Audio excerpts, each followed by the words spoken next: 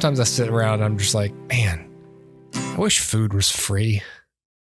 Right? And it's like that hopeless, like, it'll never happen thing. But you're just like, right. Like, I'll sit here, I'll eat like 7 or 8 apples a day, and I'm just like, why can't this just be free? Right. This should be free. It's just amazing. If I found an apple tree in the wilderness, it would be free. How much healthier would we eat if like it was free? Right. You know? I'm like, healthy food should be the cheap food, and all your processed food should be the most expensive. Right. It's like, hey, you want it to taste amazing? Pay up. If you want it to be good for you, it's going to be hard, but here you go. If you want. It's cheap or not, it's like cheap or free, but it's here. I guess that's why people start growing their own food. They're just like, oh, I can eat whatever I want. I'll tell you what, though. You grow your own apples. You get your own apple tree. You know what they're not? Cold. This is true. Cold apples are so good. You got to pick them and then put them in the fridge. We have a blueberry bush this year, and we have we always have had wild blackberries. I've picked so many blueberries and blackberries this year. It's fantastic. And that's free. But I do have to remember to water the plants, and that takes effort. And then I have to get out there and actually pick it, which takes effort. But it's free. You just start. If only I could figure out how to make them into these little like blueberry chips. I'm sitting here eating blueberry chips, and I've got fresh blueberries upstairs. Tons of them. Expensive freeze-dried blueberries, and yet you're going to go for those. Okay, I have to be done. I had to throw it away. I devoured the good bag of apples in 2 days after we went to Costco, and so like all that. But I've told you before, like I can't buy my expensive snacks anymore because I can't control myself. So we don't do no more fig bars, no more what else was I eating? Like nut mix. I can't even eat nut mix anymore. I just have to eat just apples and bananas. And again, but bananas are so cheap. If you really want something, eat some bananas.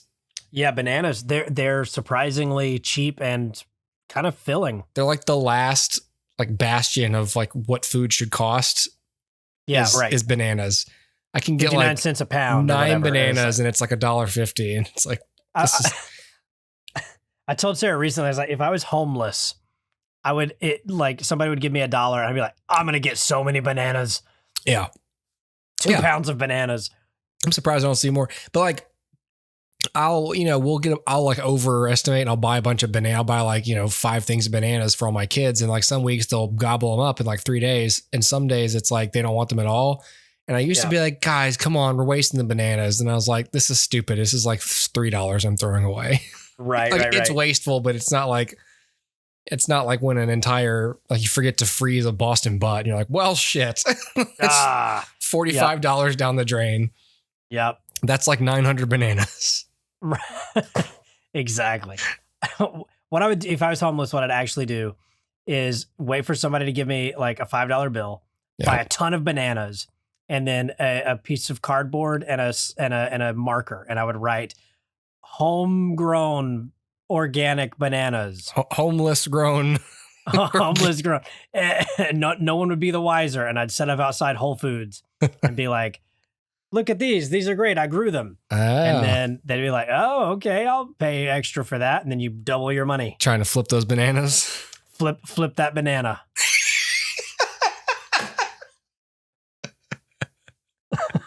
Flip that banana. Flip that banana.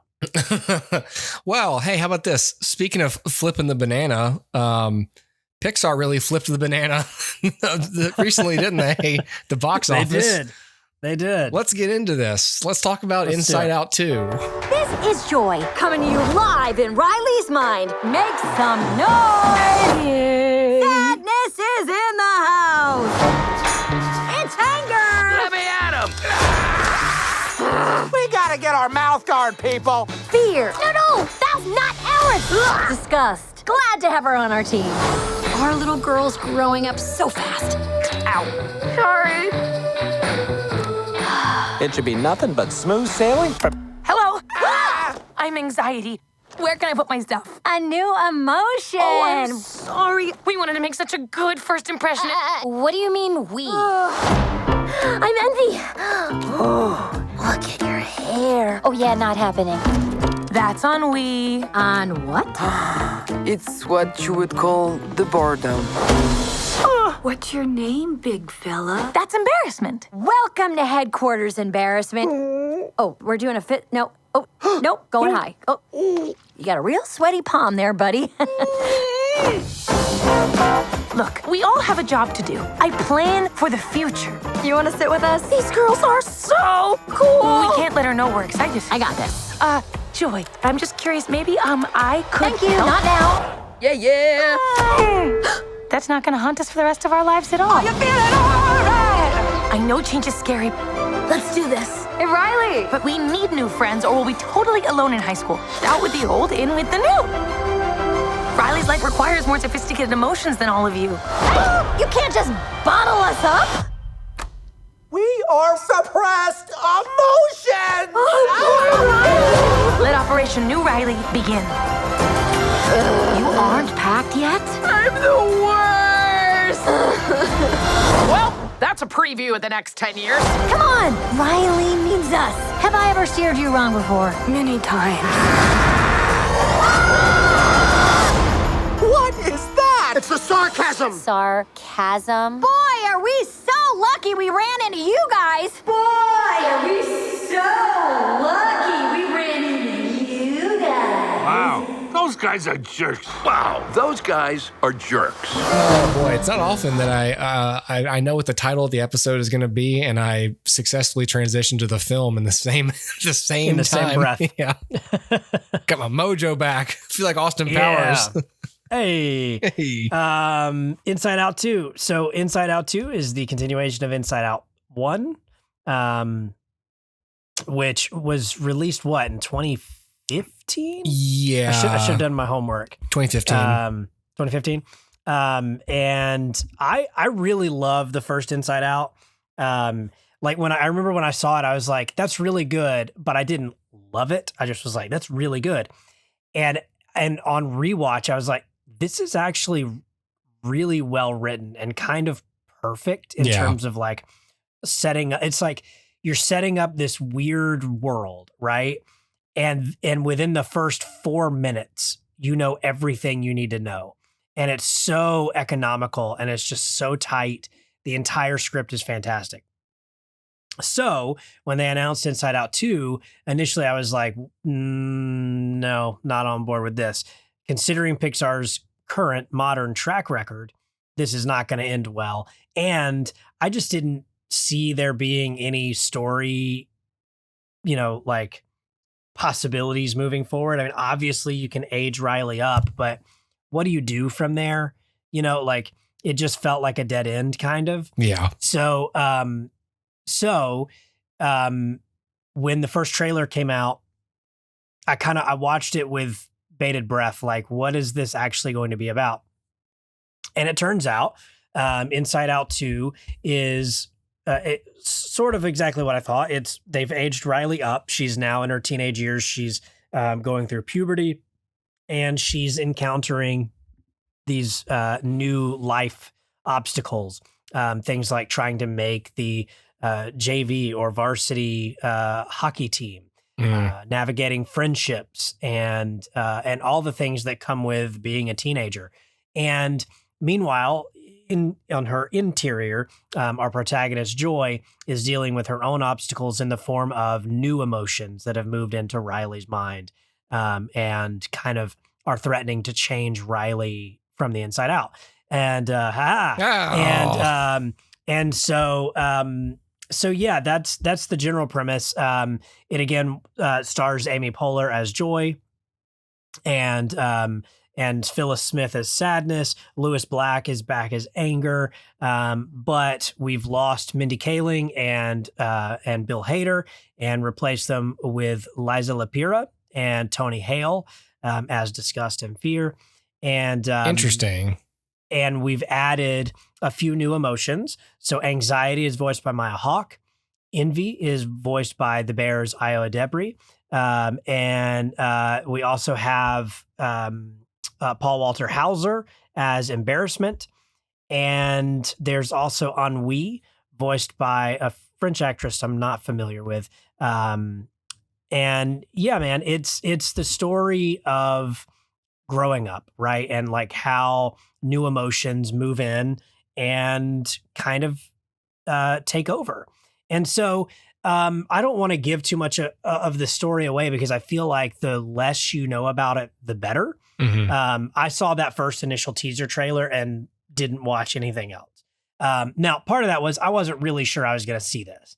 I found the teaser trailer interesting, Sure, but I was still very, trepidatious about, is this actually going to be worth my time? Because again, the first one I love so much, and Pixar is just not firing on all cylinders anymore. Pixar's a very different place than it was 10 years ago. Yeah. And so I was just kind of like, I don't know. And obviously, like, one of the big things about the first Inside Out is Pete Docter. Pete Docter is from the old vanguard of Pixar, and he really spearheaded this idea. He was a writer and the director of the film, or co-director. And it was very much his kind of passion project. And so this is done without his involvement. So again, I'm like, another strike against you. But the other writers came back, which was nice. And yeah, man, I guess that's enough preamble. What did I think about the film? So I gave this 4 stars. I really enjoyed it a lot. I don't think it's as good as the first film, but that's a high bar to clear anyway. But I do think that it's good enough that it cements itself as worthy of being made. Which really is the only hurdle that a sequel needs to bother with, is, can you prove to me that this needed to be made? And it totally did need to be made. This story is important for especially young people, but really anybody. Like, you think about that first Inside Out, so many people, adults even, were saying like, man, this is kind of like helping me make sense of myself, and like it sort of verbalize things that I'm feeling. And this does the same thing for folks with anxiety. Anxiety is something that everybody feels to some degree, but some people really struggle with it. And in this film, it's depicted as kind of both of those things, as something that's just sort of like a mild nuisance, and something that can paralyze you.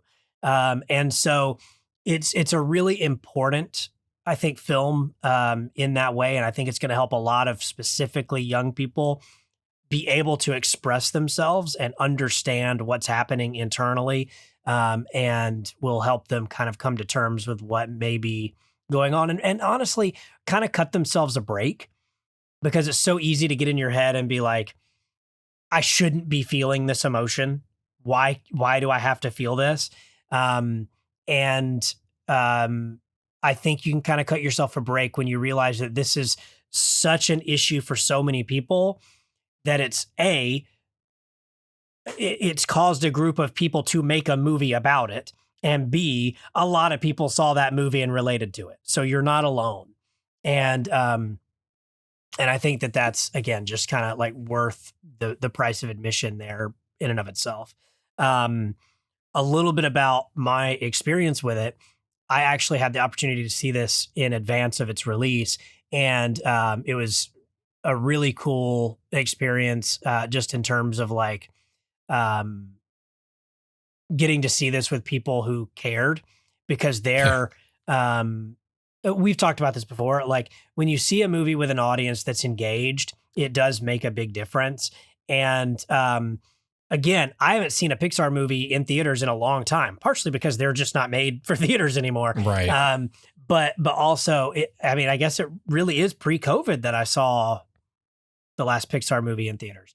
And I forgot what Pixar can do to a crowd. And when it's done well, and I think it is done well here, it's magical. And I'm not going to pull the trigger on like Pixar's back, baby.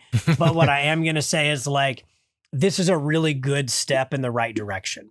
And I know a lot of people really have always said the Pixar shouldn't make sequels. And I've never bought into that mentality because A, Toy Story 2 proved that wrong a long time ago. Mm-hmm. And B, I love Toy Story 3. I love Monsters University. I'm a weird guy. I actually prefer Monsters University to Monsters Inc. And I think I've said that on this podcast We before. forgive you, Dustin.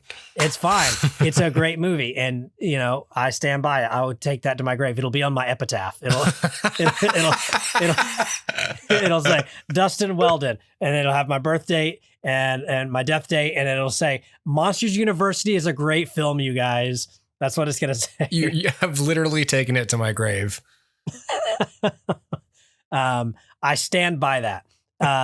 Even in death, I stand by it. It's just I'm going to have an epitaph that plays Monsters University on loop. So everyone that comes to the cemetery has to watch it. You're going to be the first person. You're going to be the first dead person to blurb a movie on a DVD box cover. I'm dead and I still love this. Dustin Weldon died 12 years ago. This movie's great, you guys. I swear. I still love it. Attributed to Dustin Weldon, corpse, dead movie critic. Corpse, yeah.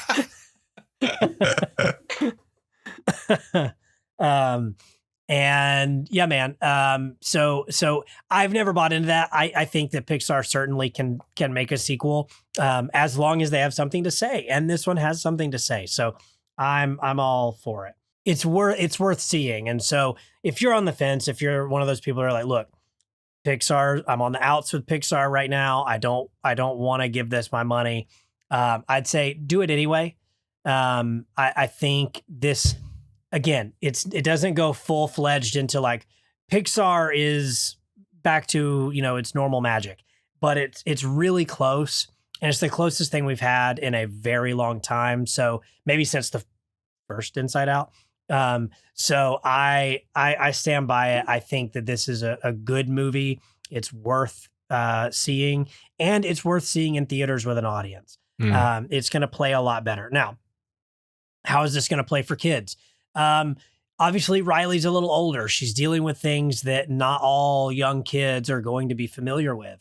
But I still think that there is enough here, because it's not really about Riley. Mm-hmm. It's about Joy, that it doesn't really matter what it is that, like, Riley could be going through, you know, like college graduation. And I think kids would still eat it up because it's about Joy. It's not about Riley. Yeah. And that's what's great. I'll also say I really love Joy as a protagonist. She reminds me a lot of like the Woody template, which is to say, Woody is a character who makes choices, and they're kind of often bad ones.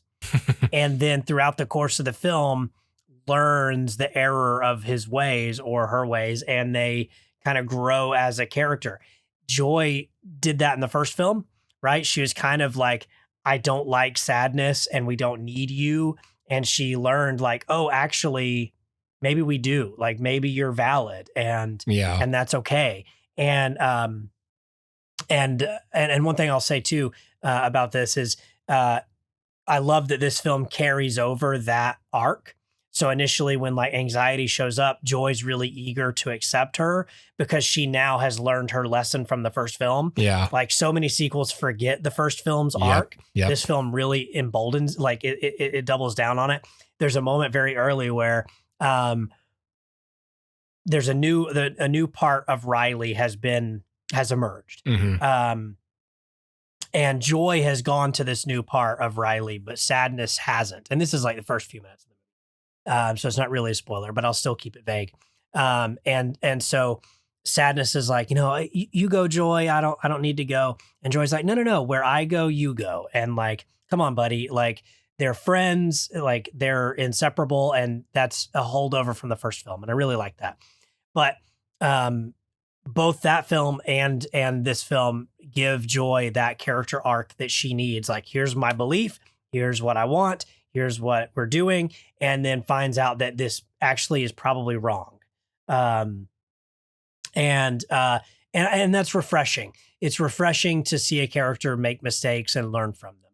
And so I really like this film a lot, and I do recommend that you see it.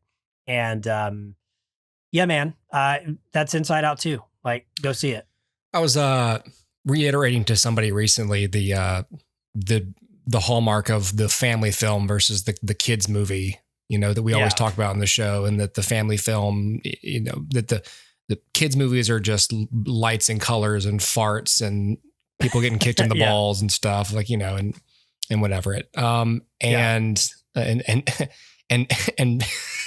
characters going, no, he didn't, yeah, right. Or the thing that I've noticed, and it's just drives me crazy. I think this happens in both Moana and Encanto, is there's like a moment where there's like kids dancing, and then there's like the kid who's like really smooth and he dances. Mm-hmm. And I'm like, oh, this isn't funny. And then like the camera zooms in on him and he like winks or like flexes his eyebrows like flirtatiously. Purses lips. Yeah. And I'm like, oh, this isn't funny. Why is this funny?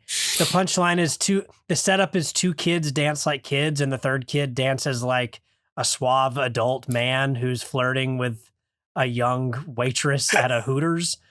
Is that the thought here? Not funny. What you describing it is funny, but the convention itself is not funny. Right. But and the opposite of that being the family movie, which is maybe you have those things. Hopefully you don't have those things, but what you have on top of it and behind it is, and all around it is, a story and characters in a world that makes internal logical sense that adults can appreciate and latch onto, and that hopefully kids can grow to notice. Like, even the movies that we loved when we were kids, like they stuck with us, not because, because we've watched plenty of movies. I've gone back and watched plenty of movies that I loved when I was a kid, and they're just bad. They're not good movies, and I only liked them because I was a kid. But the ones that I still like are the ones that had those things. Yes. I recently, this is not at all like Inside Out 2, but just because I saw a reel recently about it, Homeward Bound.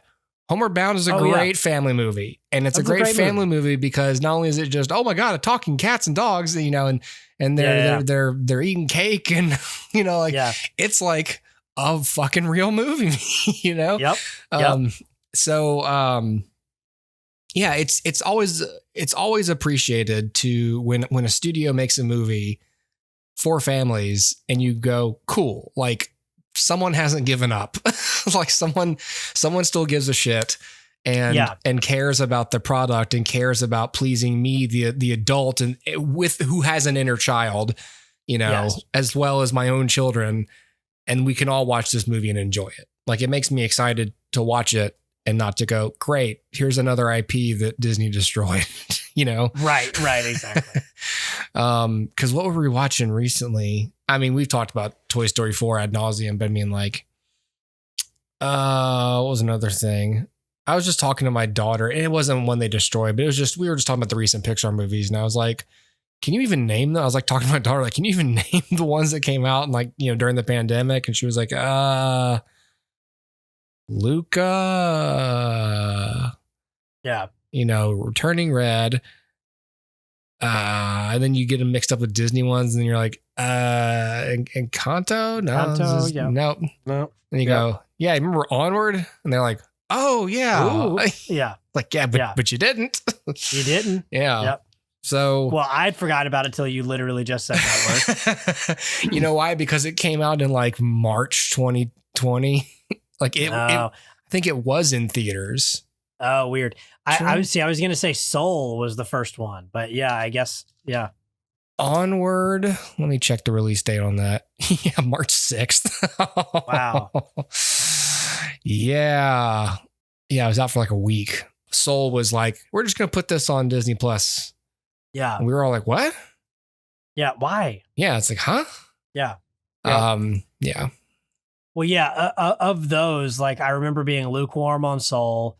I remember Luca, I didn't really care for. Yeah, I don't care. And for I don't Luca. really remember much about. And then The more I watched, Turning Red, and I only watched it like 2 or 3 times. Luca. Yeah. Like the more I watched it, like it got worse. I was like, this is just Italian accents. Yeah. It's just like Italian accents. It's just movie. whoever, like the production designer really, really loves seaside Italy. Yeah. That's clear. Yep. And that's it. that's the passion that went in. The rest of this is just, and then you're going to tell me, and then it's like, then you're going to tell me that these two, this is just about friendship. This isn't like a budding romantic thing. Like, and that's not even me doing like the Frodo and Sam, like, joke. Sure. It's like, that was your chance because to me, that's all over that movie. And it's got nothing going on for it. Otherwise, you may. Yeah, well, it has nothing going for it at all. Yeah, it's one of those things where I'm like, I like the setting and I like the character design, although I think it doesn't feel like Pixar to me. No, it's like it feels Wallace like and Captain Gromit. Underpants. Yeah. and so I'm like, but like I like it, just not in that movie. Yeah. And so you have this weird like borderline realistic Italy, and then these weird Captain Underpants characters with these straight giant jaws and huge mouths. Yeah, like this doesn't fit. I'm looking at the poster right now. Yeah, creepy. Turning Red. I remember I've only ever seen all of these once, but like Turning Red, I remember feeling like, okay, there were some really good ideas in there, but I don't feel like any of it was particularly well executed. But I guess of the 3, that's the most interesting to me. It's probably the most interesting. Yeah. I feel like Turning Red felt like a film. Like it felt like someone was making a movie, it felt like someone took a big swing, and it wasn't for everybody, but it was like good for you guys though. That was like the cred movie that studios are supposed to make. Like some are for the money and some are for, the cred. The cred. Yeah. Sure didn't make a lot of it. Oh, goodness. Oh, I'm looking at its box office. Well, I'm sure it did. Well, it was never released in theaters though, right? Right. But, oh, wow. So with a $175 million budget, its actual box office take was $21 million. Oof. Which, what are you going to do? Oof. Yeah. And the less said about Lightyear, the better. Goo. I know. I think you and I both I think we both watched it, and then our podcast was very scathing. I released a lot of anger. Is what I released. Yeah. No, that was one of the first ones where I just decided to start naming the episodes. And it was. I actually remember the title. I swear to God, I'm not looking at this. I remember what the name of the title of that one was. It came from you. It was. Okay. I forgot what the adjective was, but robotic cat companion. It was like something robotic cat companion. All that to say, like Pixar. Oh, and Elemental. I've still never seen it. I've saw pieces of it. It's just okay. Yeah. Yeah. Yeah. But I forgot. So I said this is the best thing since the last Inside Out. I did like Coco a good bit.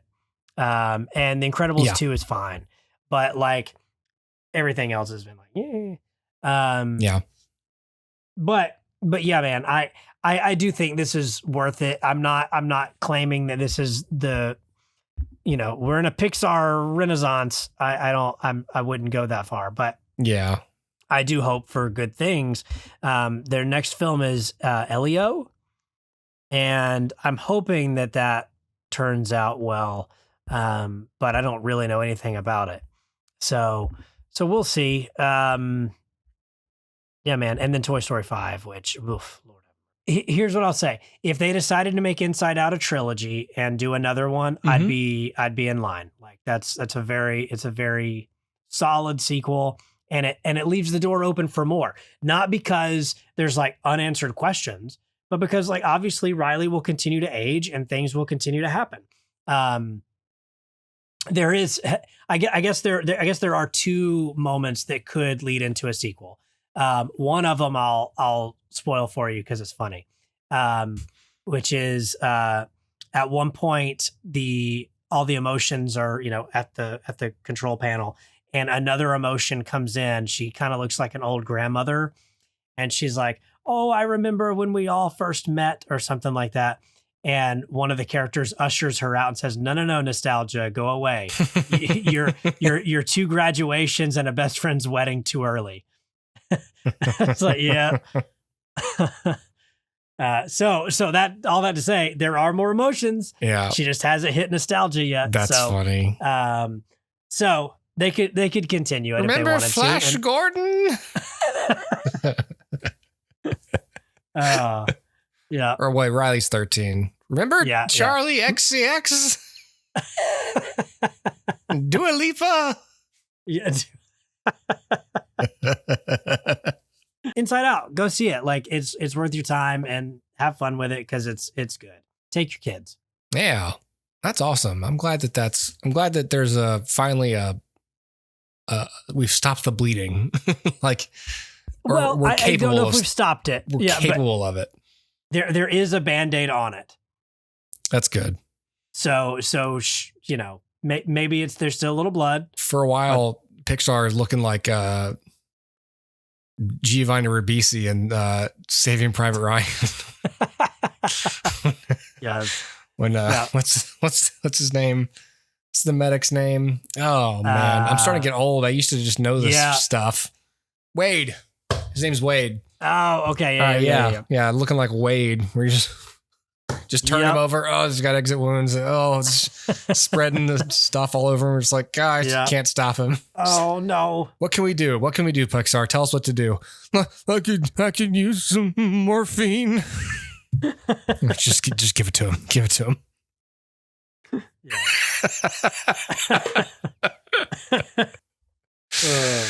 Yeah.